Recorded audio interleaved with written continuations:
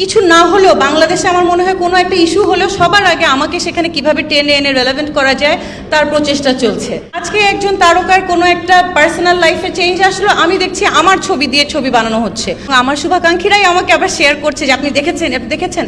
আমি তো দেখেছি, কিন্তু আপনার তো চিন্তা করতে হবে যেটা আমাকে বারবার দেখালে আমার মেন্টাল হেলথে কী ধরনের কষ্ট হচ্ছে। আমি তো দেখতে চাইছি না, এবং আপনিও বুঝছেন যেটা মিথ্যা, তাহলে আমাকে দেখানোর কী দরকার? আমি আমার সীমিত জ্ঞান থেকে বা আমি যতটুকু বুঝি, আমি তো সায়েন্স বেসড বুঝি না, আমার হচ্ছে যে সার্ভাইভাল বেসড। হ্যাঁ, এবং বিগত 1.5 বছর ধরে আমি যেভাবে জীবন চালিয়ে আসছি, যেভাবে আমার ব্রেইন বলেন বা স্ট্রেংথ বলেন, দুটাকেই আমি আসলে সার্ভাইভাল বেসড করে নিয়েছি। আমি যেটা মনে করি যে আমাদের সাইকোলজিক্যাল হেলথটাকে আমরা খুব একটা গুরুত্ব দেই না এই কারণে আমরা মনে করি যে এটা খুব একটা মুখ্য বিষয় না।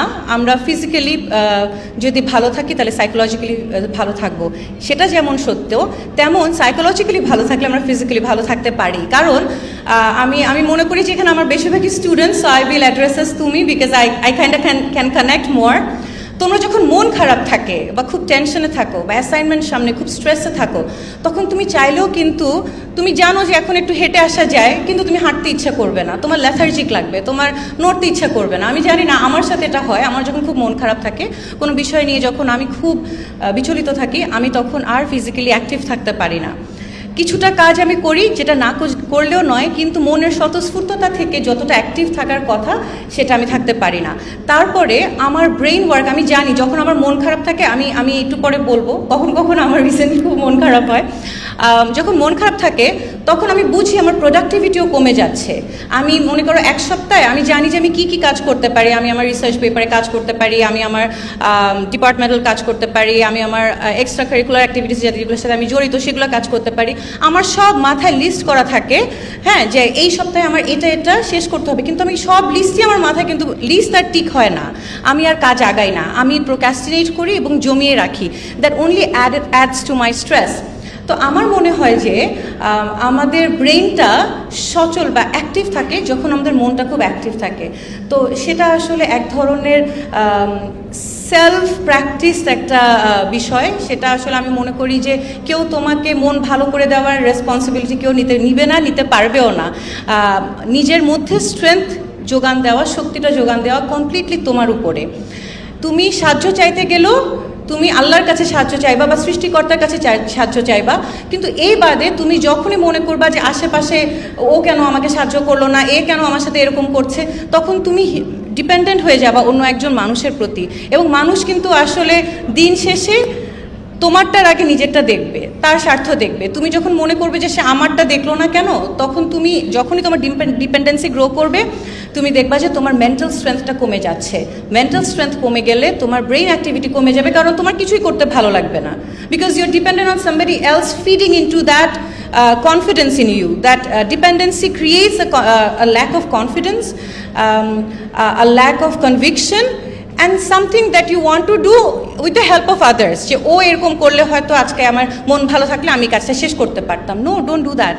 আচ্ছা, রিসেন্টলি আমি যেটা বলেছিলাম যে আমি দেখলাম যে আমি আমার মেন্টাল স্ট্রেংথটাকে অনেক বেশি গুরুত্ব দিই। হ্যাঁ, তোমরা জানো যে অলরেডি আমি কিছু না হলেও বাংলাদেশে আমার মনে হয় কোনো একটা ইস্যু হলেও সবার আগে আমাকে সেখানে কিভাবে টেনে এনে রেলেভেন্ট করা যায় তার প্রচেষ্টা চলছে। It's not even relevant with me. আজকে একজন তারকার কোনো একটা পার্সোনাল লাইফে চেঞ্জ আসলো, আমি দেখছি আমার ছবি দিয়ে ছবি বানানো হচ্ছে। হাউ ইজ ইট রেলেভেন্ট, তাই না? এই যে আমাকে নিয়ে যে ছবি বানানো, এবং আমার শুভাকাঙ্ক্ষীরাই আমাকে আবার শেয়ার করছে যে আপনি দেখেছেন। আমি তো দেখেছি, কিন্তু আপনার তো চিন্তা করতে হবে যে এটা আমাকে বারবার দেখালে আমার মেন্টাল হেলথে কী ধরনের কষ্ট হচ্ছে। আমি তো দেখতে চাইছি না, এবং আপনিও বুঝছেন যে এটা মিথ্যা, তাহলে আমাকে দেখানোর কী দরকার? তো এই একটা জিনিস আমি মনে করি যে আমরা সবাই একটু অনুশীলন করি, যে আমরা সবসময় নিজের মেন্টাল হেলথের কথা চিন্তা করি। আমরা চিন্তা করবো আমাদের অ্যাকশনস অন্যের মেন্টাল হেলথ কীভাবে ইম্প্যাক্ট করে। Is it necessary? Does it add to anything? Does it have value? আমি একটা কথা বলবো, সেটা কি দরকার? আমি একটা কাজ করব, সেটা করার কতটুকু প্রয়োজনীয়তা আছে? এটা মানুষটাকে কিভাবে ইম্প্যাক্ট করবে? আমরা হয়তো অনেক সময় অনেক রেগে গেলে যে কাউকে ঘুষি লাগাই দিই না, অনেক রাগ হয়েছে, বাট উই কন্ট্রোল। কিন্তু কটু কথা আমরা সাথে সাথে বলে ফেলি, আমরা তখন নিজেদেরকে হোল্ড ব্যাক করি না, বিকজ উই ডোন্ট কেয়ার যে আমি যদি একটা খারাপ কথা বলি, একটা পিঞ্চ করে কথা বলি বা ওকে একটু মানে হেয় প্রতিপন্ন করি উইথ মাই ওয়ার্ডস, এটা হয়তো আমি কেয়ার করছি না, কিন্তু ওইটা মানুষটাকে অনেক নেগেটিভলি ইম্প্যাক্ট করতে পারে। সো আমার আরেকটা পয়েন্ট হবে হচ্ছে নিজের মেন্টাল হেলথের পাশাপাশি আমরা আশেপাশের মানুষেরও মেন্টাল হেলথকে গুরুত্ব দিই, আমাদের কাজে, আমাদের কথায়। নেক্সট হচ্ছে যে অন্যেরটা গুরুত্ব দিব, কিন্তু নিজেরটার জন্য অন্যের দিকে তাকিয়ে থাকবো না। একটা হচ্ছে আমি আমারটা নিজে টেক কেয়ার করব, আমি অন্যেরটাও টেক কেয়ার করব, কিন্তু আমারটা কেউ টেক কেয়ার করবে কখন, করছে না কেন, কেন বুঝলো না, এটা আসলে আমি করব না। সো আমি আসলে যখন এরকম পোস্ট হয় আমার এগেনস্ট নেগেটিভ, আমি চিন্তা করি যে ঠিক আছে ও করেছে, ওর জায়গা থেকে করেছে, should I be impacted by it? The moment I take it very seriously, আমি কিন্তু ডান ফর।